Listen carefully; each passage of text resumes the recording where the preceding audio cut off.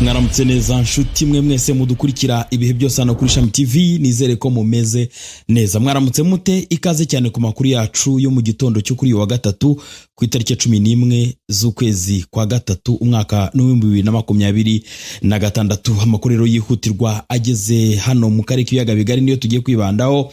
Turabwira uburyo ibitero bitoroshye na gato by'ingabo za Repubulika Demokarasi ya Kongo byongeye kwigabiza agace ka Minembwe cyane cyane mu bice by'umwihariko bya Bidegu ndetse Karongi, Mikenke ndetse muri ibyo bice biraho hafi aho ndetse no kwirumba. Turahagaruka rwose tubabwira uko ibintu bimeze. Hanyuma muri aya amakuru atoroshye agezweho nuko M23 yaba ifite abagambanyi. Aba ni bande? Turabigarukaho muri aya makuru. Hanyuma kandi muri aya makuru ndaza kubabwira ko nyakubahwa Perezida w'u Rwanda Paul Kagame yageze mu Bufaransa aho yitabira inama yiga ku ngamba za nucléaire. Hanyuma rero muri uru rugendo yakoreye mu Bufaransa yagezeyo muri iyi nama agaragaza impamvu u Rwanda rukeneye inganda za nucléaire. Turaza kubabwira kuri izi ngufu. Hanyuma rero turaza kubabwira ko muri Rucuru naho ibintu bitoroshye, inyeshyamba za Wazalendo na FDLR zikomeje kujujubya abaturage mu gace ka Buramba. Turababwira uko ibintu byifashe naho ntago byoroshye bakunzi bacu. Hanyuma rero kandi turazwabwira ko ubusabe bwa EAC ku mirwano ikomeje gusakiranya Kinshasa na M23. Ese East African Community ko mwibuka kubushize yohereje ingabo zitwaga East African Regional Force ndetse mbere yaho hari hakozwe inama zitandukanye. Muribuka yuko ikibazo kiri hagati ya Kinshasa n'imitwe twaje ntwaro, muribuka yuko kigeze kujya kuganirwaho i Nairobi muri Kenya. Uhuru Kenyatta yari umuhuza, ariko ku munota wa nyuma biza guhagarara ndetse habibazo bikomeye. Nyuma yaho rero hakomeza imirwano, ariko haza kwigwa uburyo East African Community yakora izi ngabo zagiye byarangiye zinagiyeho koko. Hanyuma zitwaga East African Regional Force. Izi ngabo ko zavuyeyo mu by'uko nako ikibazo cy'uburasirazuba bwa Kongo, igice kimwe gihawe Doha, ikindi gihabwa Washington. Niki EAC ije gukora muri iyi gahunda? Noneho turaje tubigaruko tubabwira uburyo hari ubusabe bwa EAC ku mirwano ikomeje mu burasirazuba bwa Kongo. Hanyuma kandi muri tukivuga kuri East African Community ntago byoroshye kuko hari ibura ry'ingengo y'imari muri uyu muryango ibiri gutuma ibikorwa bimwe na bimwe bigenda bigura intege. Turabigarukaho muri aya makuru. Hanyuma kandi tudatinze na gato tutaza guhita tujya hanze y'imipaka ya Afrika. Murabizi hari intambara itoroshye iri guhuza Irani ndetse na Leta Zunze Ubumwe za Amerika ndetse na Israeli. Hanyuma rero Irani rero yateguje Trump ko ishobora kumwica. Byagenda gute? Ese Irani yakica Trump gute? Ese bazagera muri Leta Zunze Ubumwe za Amerika? Turabigaruka tubabwira ukuntu bimeze. Kandi ubwo tukivuga kuri ibyo, uyu muyobozi w'ikirenga mushya wa Irani, muramuzi yuko hashyizweho umuhungu wa wundi Ayatollah wishwe. Uyu washyizweho rero yabaye isereri mu mutwe wa Trump. Ibintu ntago byoroshye na gato. Turabigarukaho, dufite amakuru menshi ari kuvuga kuri iyi mirwano. Turabigarukaho muri aya makuru mu buryo burambuye kugira ngo mwumve n'iki kiri kujya mbere ku rubuga rw'imirwano Irani, Israel ndetse na Leta Zunze Ubumwe za Amerika. Munyemerongane nze kuri aya makuru imwe ku yindi, mu nkurikire ntimujye kure. Hanyuma nze mbabwire amakuru aramutse avugwa mu karere k'ibiyaga bigari. N'amakuru mwateguriwe kandi mujye kugezwaho nanjye Jean Pierre. Nawe witinda, habonetse muganga gakondo utanga ubuvuzi bw'umwimerere kandi bushingiye ku bimera. Waba warabaswe n'ibibazo byo kwikinisha bigatuma mubanga y'abashakanye atabasha kugenda neza. Mubona nari mfite ikibazo cyo kutabyara, ariko nyuma y'ubuvuzi gakondo ufite inkomoko yo muri Tanzania, nabashishikariza kuza namwe akabakuraho mukaba. Tambuka tugukize umuze nawe ubashe kunoza amabanga y'abashakanye. Kubivuza indwara nk'umwijima, impyiko, rubagemande, amibe, namwe nimutambuke kuko mwashyizwe igorora. Akarusho kandi kubivuza indwara z'amarozi, ibitegano, ibigaburano, ibihuhirano ndetse n'ibindi. Abatugezeho baritangira ubuhamya. Ubu mubona nigeze guhura n'ikibazo cyo kurogwa. Nyuma naje guhura n'umuganga gakondo ukomoka muri Tanzania, aramfasha ndakira. None ubu ndi umusore ndagenda nta kibazo mfite. Kuba ari mahanga namwe mwihangayika mwibaza uko imiti yacu iraza kubageraho, kuko dukora na DHR, dukorera mu Rwanda no hanze y'u Rwanda. Ku bindi bisobanuro bariza kuri nimero ya telefone ikurikira 0788 37 95 799. niba ukeneye kumenya iby'ibwami byibariza bari ibwami baguha amakuru mpamo. Kirabove France ikorera i Paris mu Bufaransa niyo yizewe kandi ifite ubushobozi bwo kugufasha no kukorohereza kujya mu Bufaransa no mu bindi bihugu by'Uburayi, waba wifuza gutembererayo, guhaha cyangwa gukora business. Egera Kirabove France woroherwe no kubona viza yo kujya mu Bufaransa, wishurirwe ibyiza amaso yawe atarabona byanezeza umutima wawe, bikanagufungura amaso ukabona amahirwe yo kunguka biruseho no kugera kuri byinshi utatekerezaga. Kirabove France iguha ubutumire buturutse mu Bufaransa bwabanje kwemerwa n'urukiko rw'Ubufaransa, ari nacyo kiguhesha amahirwe agera kuri 98% yo kuba utabura viza. Ubutumire bujya i Burayi uhabwa na Kirabove France buba buherekejwe n'icyangombwa cyatanzwe n'urukiko rw'ubucuruzi mu Bufaransa, kandi bukaguhesha kugenda no gutembera uko ushatse mu bihugu byose bigize umuryango umwe bw'Uburayi. Akarusho no ku giciro gisabwa ku muntu umwe nacyo gisabwa ku muryango wose cyangwa itsinda ry'abantu bari kumwe, kandi uwemerewe akaba atagarukira i Paris kuko yanatembera mu Busuwisi, Ububirigi, Ubutaliyani, Ubudage n'ahandi mu bumwe bw'Uburayi. Gera ku birenze inzozi zawe zo gutembera i Burayi, kwidagadurayo cyangwa guhahirayo ibyo wifuza, ubifashijwemo na Kirabove France. Ku bindi bisobanuro bandikira unabasure ku mbuga nkoranyambaga zabo cyangwa ubashakire kuri telefone ubona kuri ekara yawe.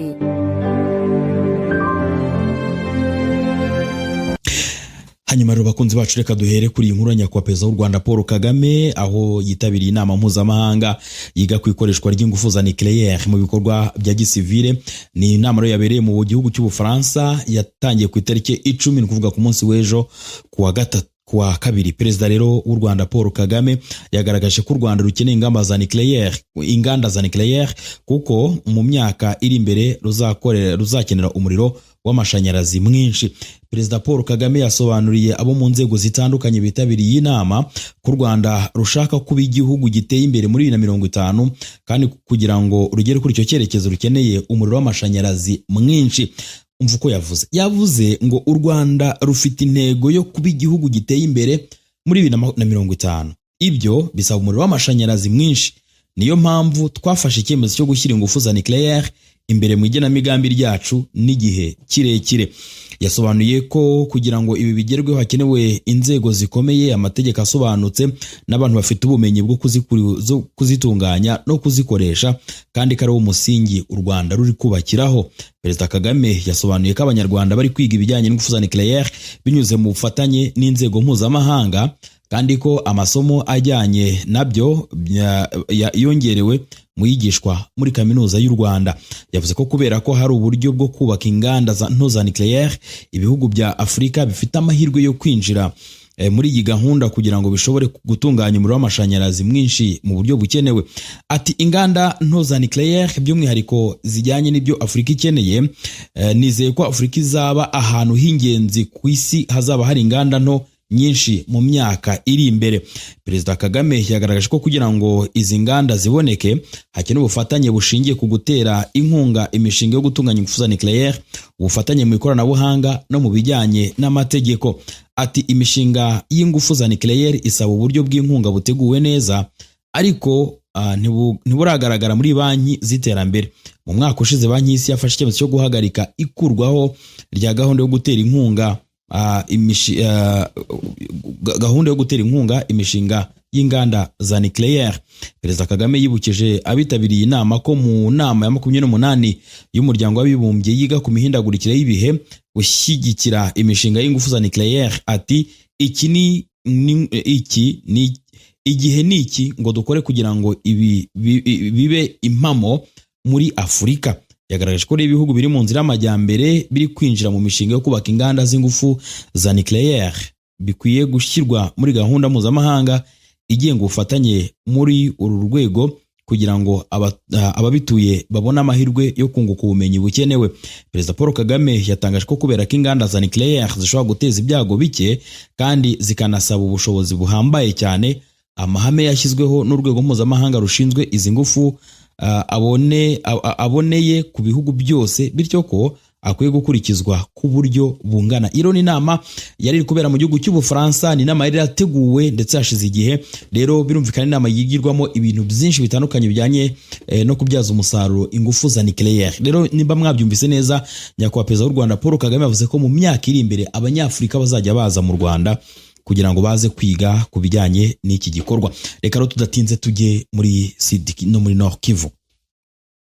Bakunzi bacu, hari amakuru yihutirwa aravuga ibintu biri muri M23. Murabona hari abanyekongo bari muri FARDC ndetse muri Wazalendo M23 yagiye yinjiza mu gisirikare cyayo mu minsi yashize. Rero biravuga ko bano muri abangaba harimo za maneko cyangwa se ababa bafasha mu gutatira Repubulika ya Demokarasi ya Kongo.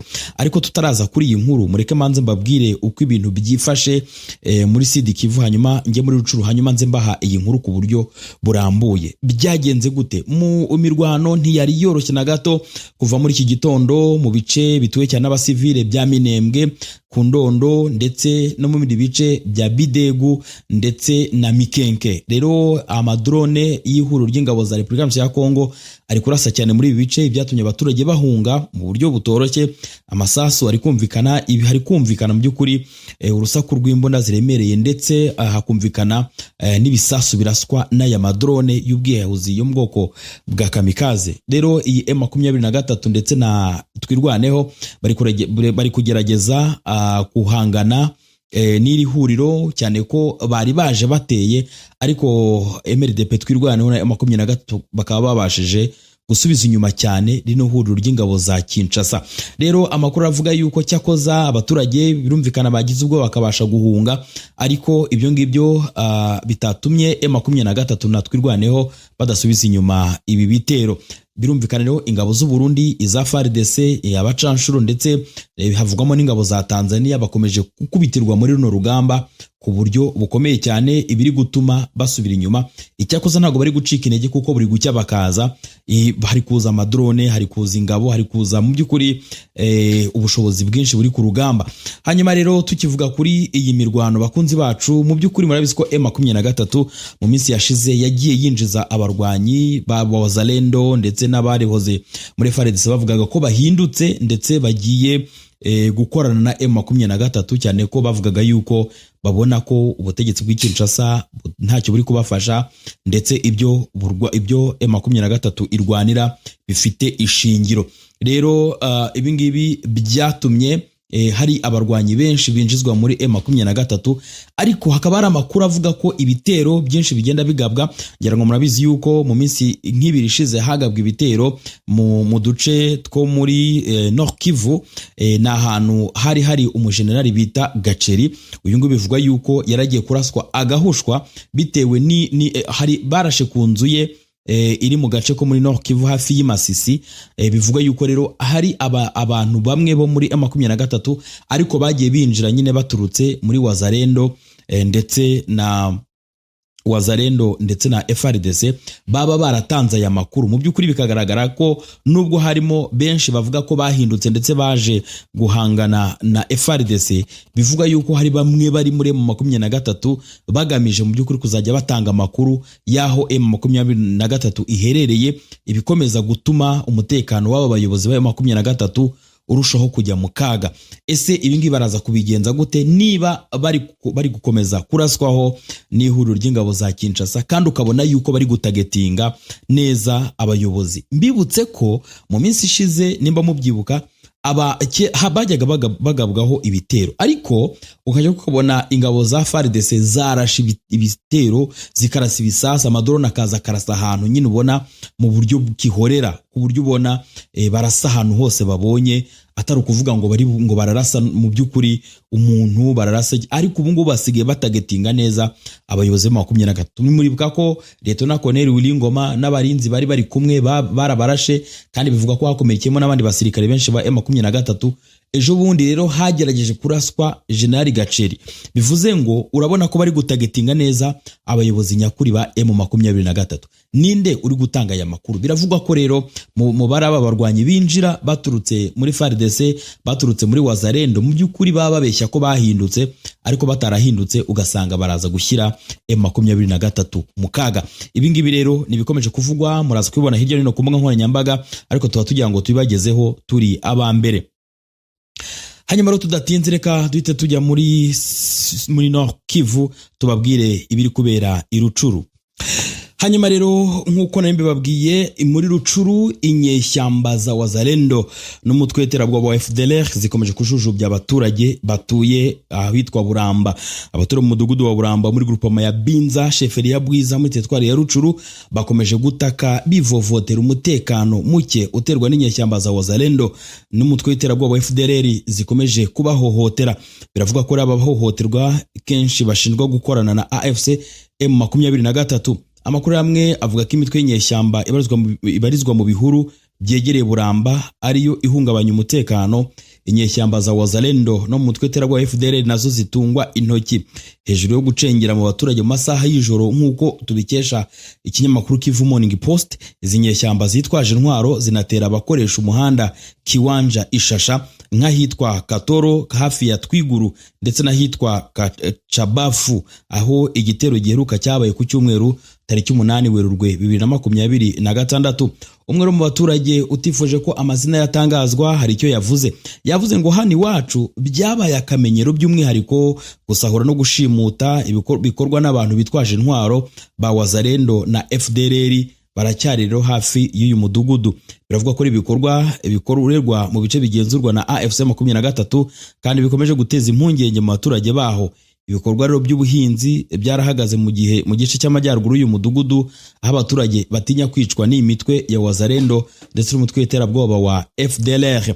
Rero icyakoza kuva batabaje abaturage kuva batabaje M23 uko byagenda kose dushobora kuza kumva igisubizo iraza gutanga cyo gutabara bano baturage nkuko ivuga yuko yiyemeje gutabara abaturage bababaye.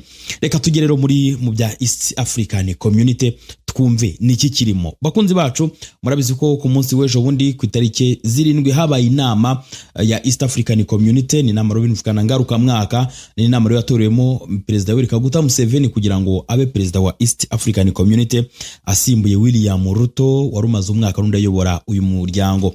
Mbibutse ko William Ruto yasimbuye Salva Kiir wa Sudani y'Epfo. Salva Kiir nawe yaramaze gusimbura Perezida Evariste Ndayishimiye w'u Burundi. Kubera iki tugeze kuri Ndayishimiye, murabizi yuko Perezida Evariste Ndayishimiye ubwo yari perezida w'uyu muryango nibwo uyu muryango wafashe icyemezo cyo kohereza ingabo mu burasirazuba bwa Kongo nk'igisubizo cyo gukemura amakimbirane amaze iminsi ariho hagati y'umutwe wa M23 ndetse n'ubutegetsi bw'Kinshasa. Rero icyo gihe hoherejwe ingabo, ariko izi ngabo ntabwo zakemuye ikibazo bitewe n'uko Kinshasa yarazirukanye izishinja ko ntacyo zigeze zikora ngo zirase M23. Rero bakunzi bacu ubu nubundi iyi kese nubwo ntacyo uburasirazuba umuryango wa Afrika burasirazuba yabikozeho byongeye kugaruka. Nanone mbibutse ko hari igihe East African Community ari igihe yashyizeho umuhuza Uhuru Kenyatta ayobora Kenya kugira ngo abo muhuza hagati ibibazo biri hagati ya Kinshasa ndetse n'inyeshyamba ziburwanya. Rero icyo gihe nabwo byarangiye nta kibonetse. Rero byaje kurangira iyi mitwe twaje intwaro ndetse hari ukundi bihuje baba Wazalendo ndetse bitabajya ku ruhande rwa Kinshasa. Rero M23 niyo yasigaye yonyine yaje no kuganirira n'iki gihugu muri Doha. Hanyuma rero ibibazo byo hagati y'u Rwanda na Kongo bijyanwa i Rwanda, nyuma yaho biza kwimurirwa i Washington muri Leta Zunze Ubumwe za Amerika. Kuri ubu rero umuryango wa Afrika y'Iburasirazuba nawo wongeye noneho gusaba impande ziri mu makimbirane yo mu burasirazuba bwa Repubulika ya Kongo gutanga agahenge nyuma y'igihe kirekire hatumvikana ijwi ryawo. Iki cyifuzo cya EAC cyatangajwe nyuma y'inama ya 25 ya ku bihugu by'uwo muryango yabereye i Arusha muri Tanzania ku wa 6 tariki 7 Werurwe. Kuri ubu rero imirwano iracyakomeje mu burasirazuba bwa Kongo hagati y'inyeshyamba zo mu mutwe wa AFC M23 n'ihuriro ry'ingabo zirwana ku ruhande rwa leta y'Kinshasa. Inyeshyamba zishinja kugaba ibitero mu bice bitandukanye bitewe n'abaturage b'abasivile ndetse no kurenga ku gahenge. Kuwa mbere tariki 9 Werurwe 2026 M23 biciye muri Lawrence Kanyuka umuvugizi wayo yashinje ingabo za leta kugaba ibitero bya drone muri centre ya Minembwe mu ntara ya Kivu y'Amajyepfo. Itangazo ry'inama y'abakuru b'ibihugu bya EAC rivuga ko iriya nama yahamagariye impande zose ziri mu makimbirane yo mu burasirazuba bwa Repubulika ya Kongo guhagarika imirwano no kubahiriza agahenge ako kanya. inashimangira ko ishyigikiye ko amakimbirane yabo yakemurwa mu nzira y'amahoro. Itangazo ry'inama ya EAC kandi rivuga ko abakuru b'ibihugu bakiriye raporo yerekana aho ishyirwa mu bikorwa ry'icyemezo cyari cyarafashwe mbere rigeze, rijyanye n'ibiganiro bya Nairobi biyobowe na East African Community. Ni ibiganiro byitwa ko bigamije kugarura amahoro mu burasirazuba bwa Repubulika ya Demokarasi ya Kongo. Abakuru b'ibihugu rero banashimye intambwe zimaze guterwa mu kugarura amahoro n'umutekano muri ako gace. Hanyuma rero ni mu gihe umutekano mu burasirazuba bwa Repubulika ya Demokarasi ya Kongo ukomeje kuba mubi bitewe n'imirwano ikomeje kandi ikomeye ihuza AFC M23 n'ingabo za leta ya Kongo. Iyi mirwano ikomeje kugira ingaruka zikomeye ku mibereho y'abaturage ndetse no kurushaho kongera ibibazo by'ubutabazi bwihuse. Kinshasa ku ruhande rwayo yakunze gushimangira ko ingabo zayo zikomeje kwitwara neza imbere y'icyo bwita imyitwarire y'intambara y'ihuriro rya AFC M23. Ni imyitwarire rero Kinshasa ivuga ko igaragarira mu gusahura umutungo kamere w'agaciro kandi ni mu bice inyeshyamba zigenzura, ndetse inavuga ko ngo hatubahirizwa kenshi agahenge binyuze mu bitero bisubiramo kenshi.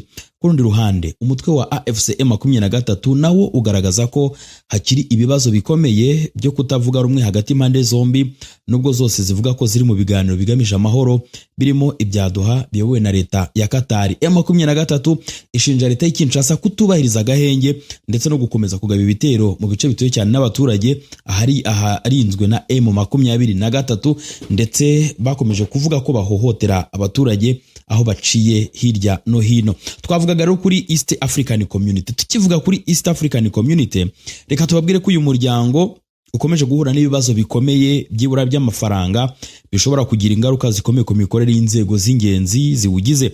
Amakuru aturuka rero mu nzego zikurikirana agaragaza ko mu bihugu 8 biwugize 2 gusa nibyo byubahirije inshingano zabyo zo gutanga umusanzu w'umwaka wuzuye.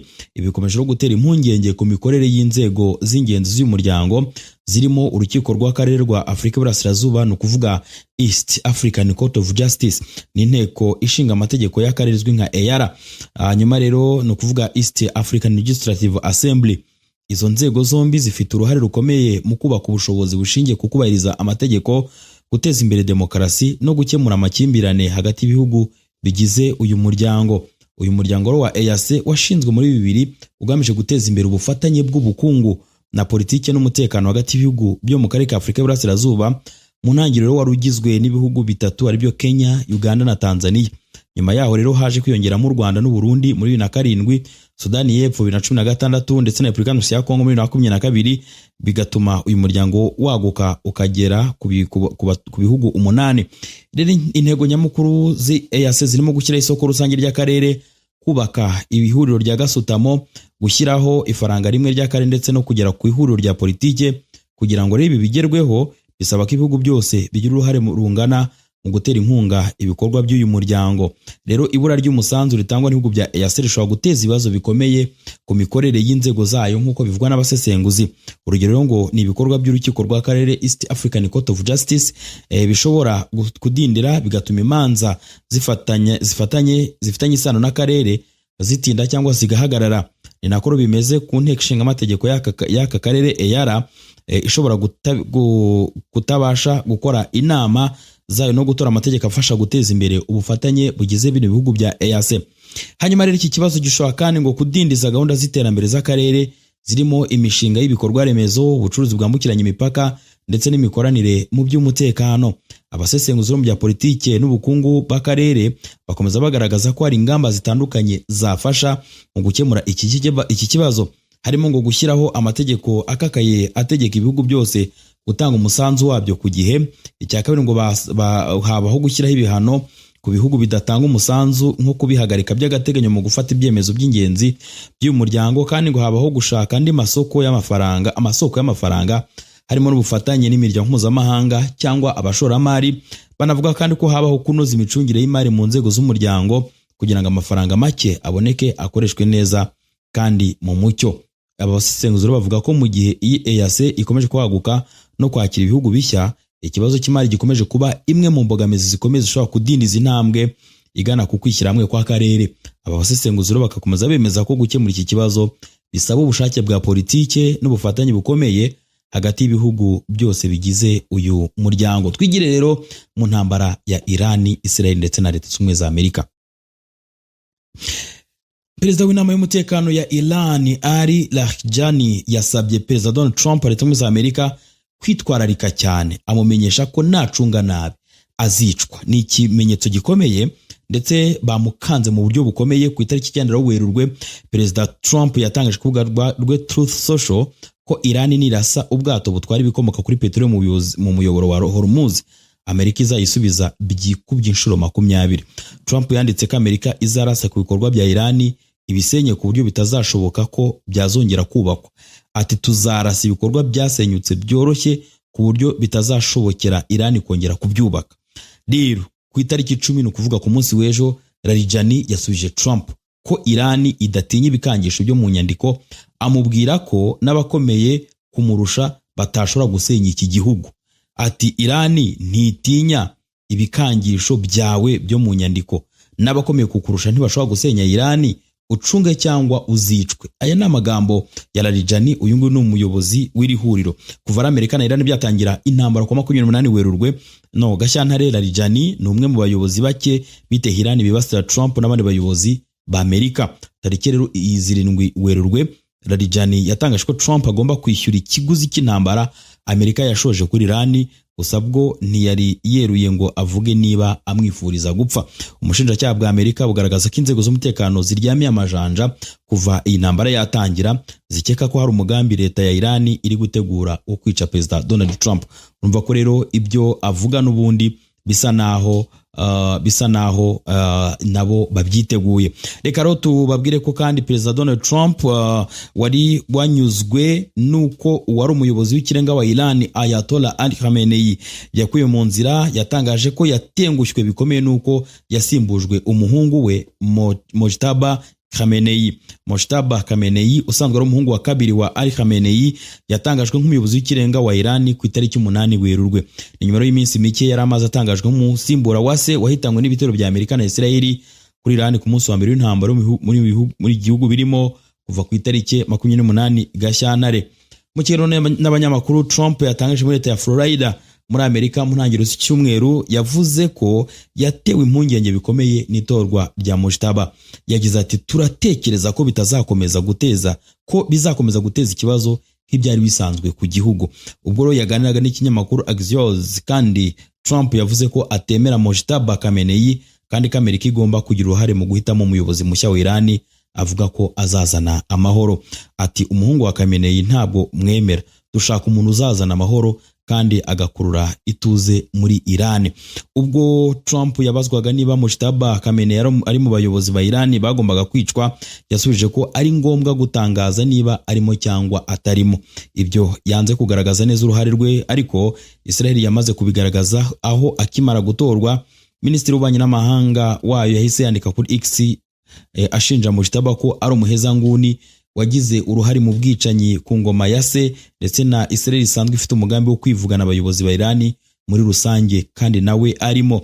Abasesenguzi mu bya politike bagaragaza ko mu gihe Mojtaba yaba ashoboye kurokoka ibitero bya Amerika na Israel, bishobora guhindura cyane urugamba uko rumeze uyu munsi, kuko uwo muyobozi mushya bivuga ko afitiye inzigo ikomeye ibyo bihugu byombi, ndetse akaba umuhezanguni ukomeye kurusha papa we. Iyi rero ni Ishami TV, twabateguriye amakuru turi kubagezaho, aho twabwiye yuko hamenyekanye muri M23 haba harinjiyemo abagambanyi baba bayigambanira. Hanyuma rero twababwiye nuko ibitero bimeze mu Minembwe muri Sud Kivu. Twabwiye kunya kwa Perezida w'u Rwanda Paul Kagame yagaragaje impamvu u Rwanda rukeneye ingufu n'inganda bya nucleaire. Twabwiye ko kandi irucuru inyeshyamba za Wazalendo na FDLR zikomeje kujujubya abaturage. Twabwiye kandi ku busabe bwa East African Community bukomeje kumirwana ikomeje gusakiranya Kinshasa na M23. Twabwiye kandi yuko uyu muryango ukomeje kugira ikibazo cy'ingengo y'imari. Hagati aho Iran yateguje Trump ko ashobora kwicwa. Ninde uzamwica muri Iran? Twabivuzeho. Hanyuma kandi umuyobozi w'ikirenga mushya wa Iran yabaye isereri mu mutwe wa Trump, ndetse yavuze ati byarambabaje ku rwego rwo hejuru. Rero uyu nguyu n'umuhungu wuriya wishwe n'ubundi Khamenei nawe bivugwa yuko ari umuheza ngo ndetse ngashobora kuba arusha se ubukana. Reka rero tubashimire mwese mwabanye natwe kuri Shami TV, mugire umunsi mwiza, mwaye muronke, mugire umugisha w'Imana. Mwari muri kumwe nanjye Jean Pierre.